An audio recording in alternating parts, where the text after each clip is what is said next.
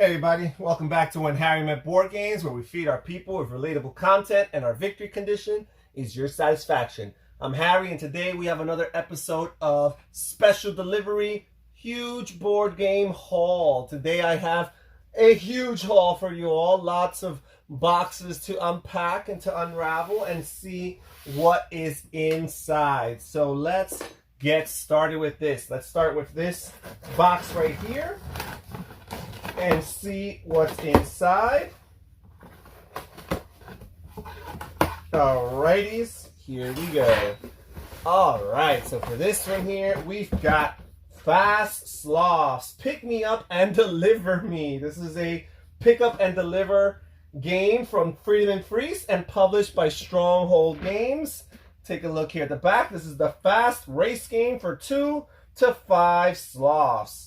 You are sloths, cuddly, lazy, and oh well, slothful. So this is a really interesting, cool idea of a game.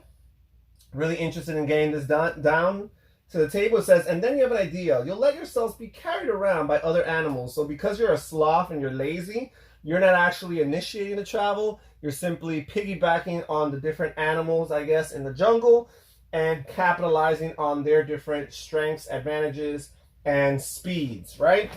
So there's that. Fast Sloths by Freedom Freeze.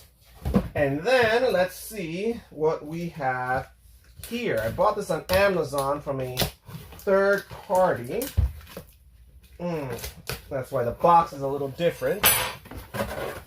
And here we go. We've got Legends of Andor, The Last Hope. And this is the third part in the trilogy of standalone games and or expansions of the Legends of Andor series, designed by Michael Menzel, renowned board game artist with his one and only board game design that I'm aware of. This is published by Cosmos Games. This box is very, very heavy. I think it's heavier than the other two big box Legends of Andor games. So it's a 2 to 4 players, recommended ages of 10 and up, playtime 60 to 90 minutes. You got the back of the board here. It looks a little bit like a darker world than some of the other maps, but that is still very, very interesting. Okay, so there we go. Then let's pull aside this box right here, and it looks like there's a couple of goodies in this one. Let's see. All right, here we go. All right, so for starters, we've got the Role Player expansion, Monsters and Minions. And I do have a copy of Role Player. This has the Dice Tower Seal of Excellence, designed by Keith Matechka,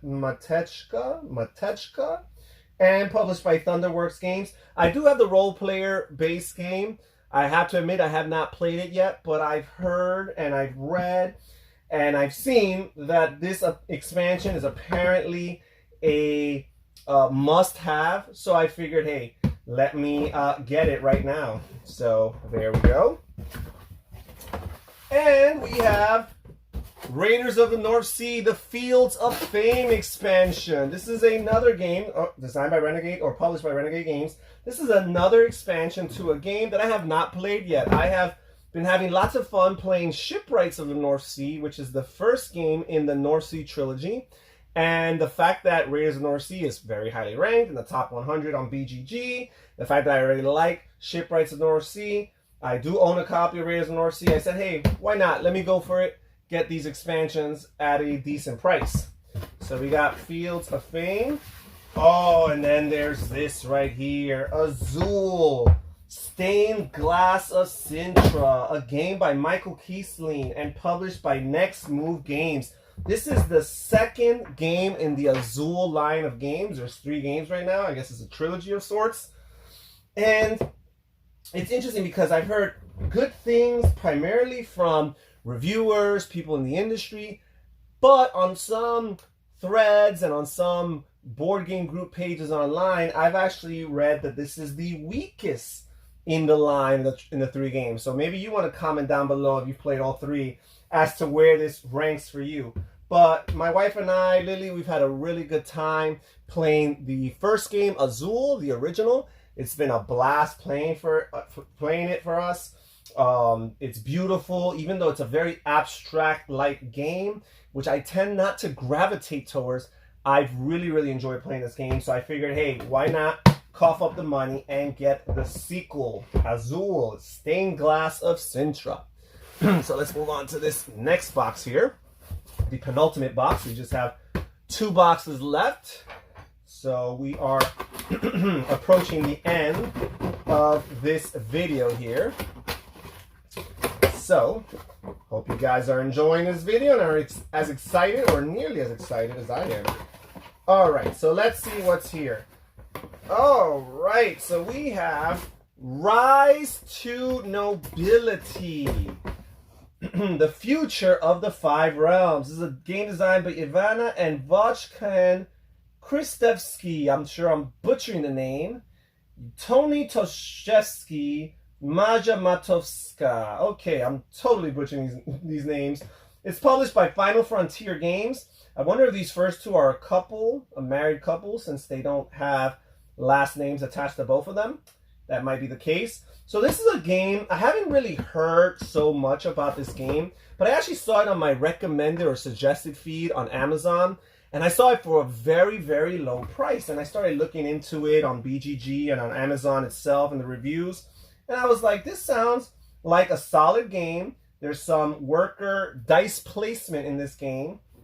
And it was going for a very low price on Amazon. So I said, hey, what the heck? Every once in a while, I stick my neck out there and take a gamble with a game that I might not have researched as thoroughly as some other games. A game where I've never heard of these designers, much less play their games. I've never played any Final Frontier games. So it is pretty much a leap of faith in that regard. Here in the back it says, Rise to Nobility is a worker, in parentheses, dice placement game set in the same fantasy world as Cavern Tavern, which I have read about that. You each own a small piece of land in the newly built city, and your job is to rise from anonymity, make your way to the title Lord, and take over the head seat of the Stone Council. So it's a regular, medieval fantasy political type of game with standard Euro mechanisms, in particular worker or dice placement. So I'm excited about that one.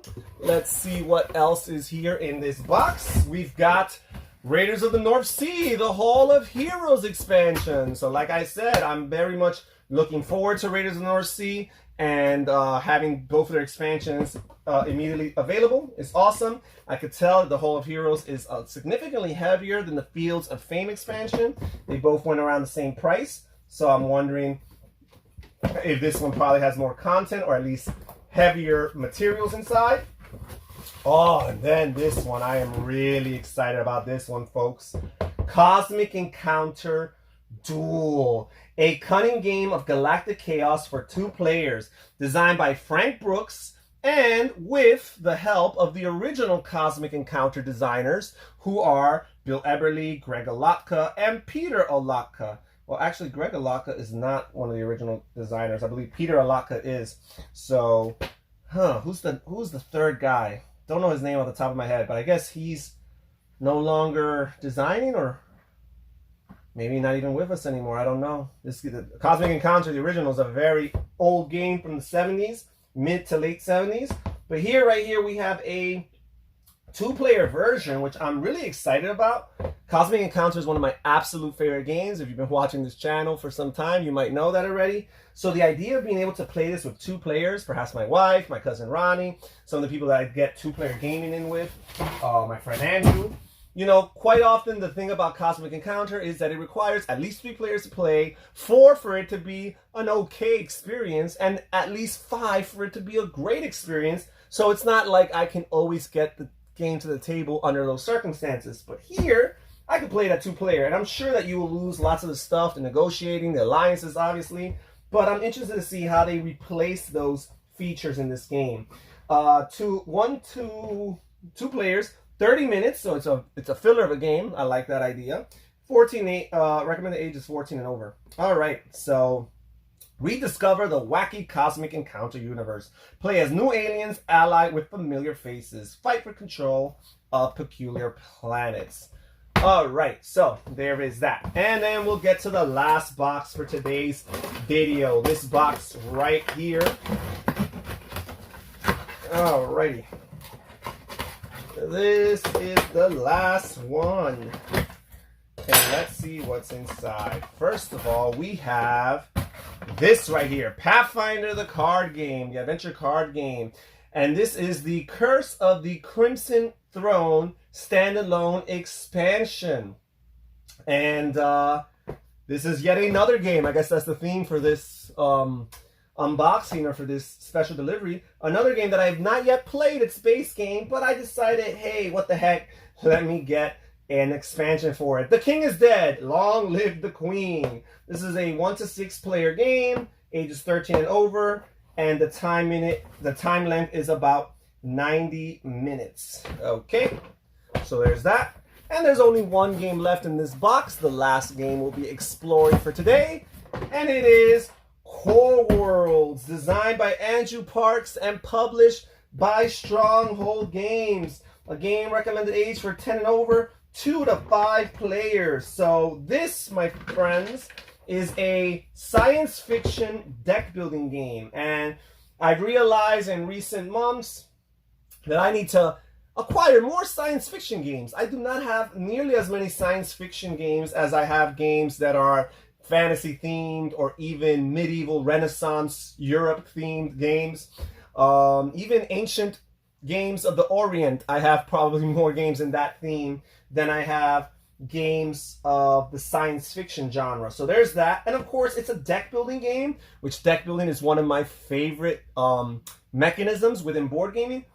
And also, it's a little bit different than your standard deck builder in that sense. So it feels a little bit different. It doesn't follow the Dominion lineage of deck building, nor does it strictly follow the Ascension lineage of deck building. It kind of does a little bit of its own thing to some extent, from what I hear. Very mathematical and number crunchy, but I look forward to the challenge of getting this game to the table. Core Worlds. And that's it for today's episode of Huge Board Game Haul Special Delivery. This is Harry from When Harry Met Board Game saying thank you so much for watching. Comment down below on which of these acquisitions caught your interest or caught your eye the most. All right, everybody, take care, stay safe, stay healthy, and have fun gaming. Bye-bye.